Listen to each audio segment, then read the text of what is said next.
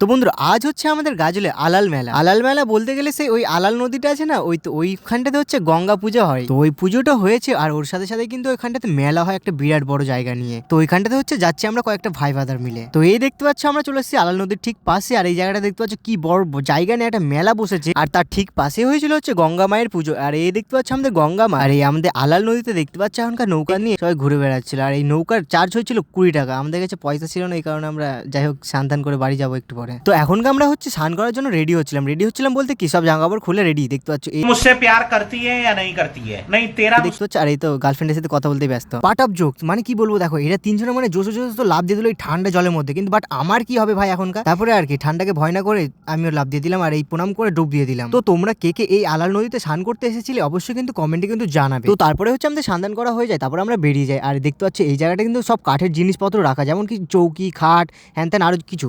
আর ঠিক তার উপরেই কিন্তু হচ্ছিল একটা বিরাট বড় একটা মেলা। বাই দ্য ওয়ে ভিডিওটা ভালো লাগলে ফলো এন্ড সাবস্ক্রাইব করে দিও।